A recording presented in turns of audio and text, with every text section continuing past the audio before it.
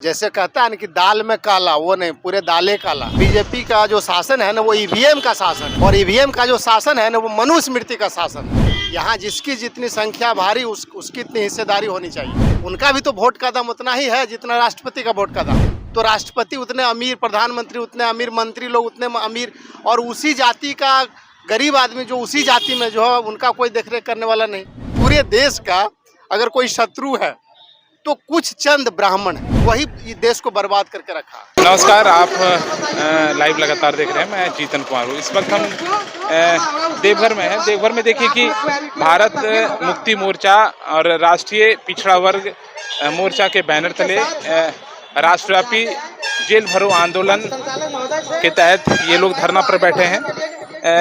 दरअसल इन लोगों की मांग क्या है और किस लिए ये लोग धरना पर बैठे हैं, इन्हीं लोगों से बात करने की कोशिश करेंगे कि दरअसल धरना पे ये लोग किस लिए बैठे हैं। क्या नाम हुआ आप लोग और किस लिए आप लोग धरना पे बैठे हैं?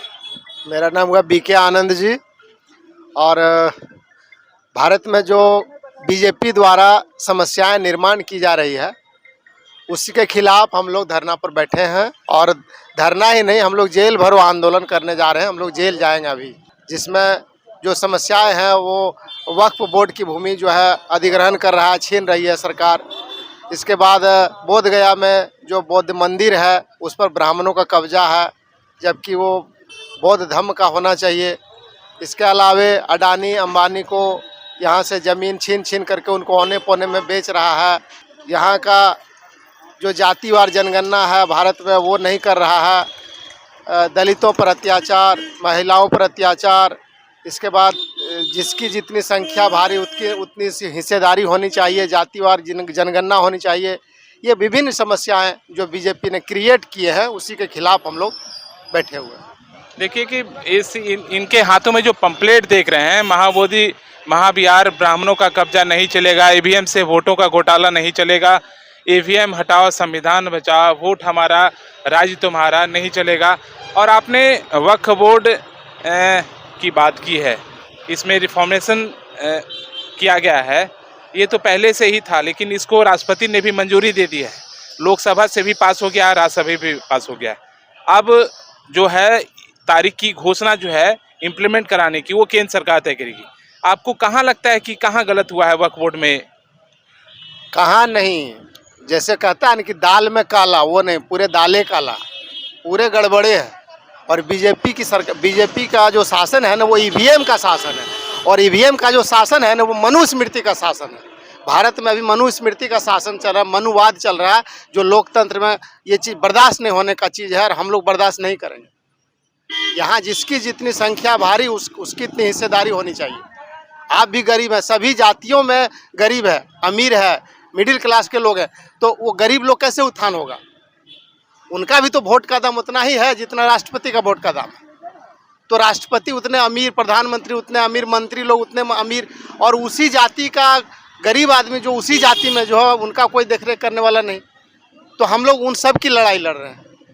All India Muslim personal board के लोगों ने 12 अप्रैल को पूरे देश में विरोध प्रदर्शन करने की बात कही है, वक्फ बोर्ड को लेकर विरोध में, और कई सारी याचिकाएं भी सुप्रीम कोर्ट में दाखिल की गई। तो इसको लेकर आप क्या करेंगे? उनके समर्थन, वो जो विरोध करेंगे उसके आप लोग साथ में? बिल्कुल बिल्कुल, हम लोग 100%, 200% उनके समर्थन में। हाँ बिल्कुल, हम लोग का देखिए पूरे देश का अगर कहा जाए ना, हमको आप पता नहीं आप किस जाति से है, लेकिन पूरे देश का अगर कोई शत्रु है तो कुछ चंद ब्राह्मण है, बस वही देश को बर्बाद करके रखा। नहीं तो यहाँ सारे लोग अमन चैन से रहते। जिस तरह से एक समय था यहाँ कि ये सोने की चिड़िया थी, लेकिन इन्होंने जो है ना वो मिट्टी के चिड़िया से भी गोबर का चिड़िया बर्बाद करके रख दिया।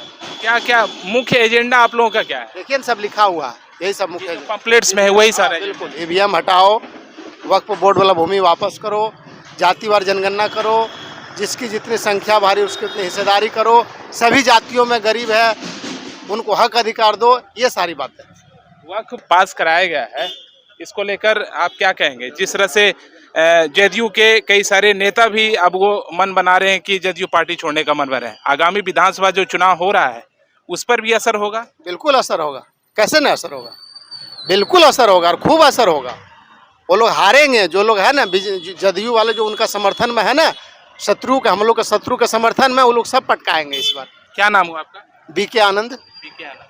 क्या मुख्य मांग है आप लोगों की, बताइए संक्षेप में। ईवीएम मशीन को हटाया जाए और बैलेट पेपर से चुनाव किया जाए। दूसरा है कि ओबीसी की जाति आधारित जनगणना होना चाहिए, जो 1950 संविधान लागू होने के बाद। बिहार में जो जनगणना हुआ, जाति की जनगणना, झारखंड में भी होना चाहिए? नहीं, केंद्र सरकार के द्वारा होना चाहिए, पूरे देश में होना पूरे देश में होना जाति चाहिए जनगणना। जी, क्योंकि संविधान में दिया गया आर्टिकल 340 में, जो अभी तक नहीं हुआ। आर्टिकल 340 में क्या दिया गया है? कि ओबीसी को संख्या के अनुपात में प्रतिनिधित्व मिलना चाहिए, उसके लिए जाति आधारित जनगणना होना जरूरी है। दूसरा है कि महाबोधि बोध गया जो है, वो बौद्धिस्टों के हाथ में सारा संचालन का व्यवस्था उनके हाथों में मिलना चाहिए।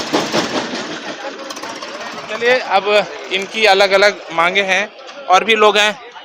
क्या मांग है आप लोगों की? ओबीसी की जाति आधारित जनगणना होनी चाहिए, क्योंकि ओबीसी की जाति आधारित जनगणना किए बिना जो है आप उसके लिए बजट कैसे लाएगी सरकार? ये बजट ओबीसी का जो बजट होना चाहिए उसका बंदर बांट हो रहा है ना।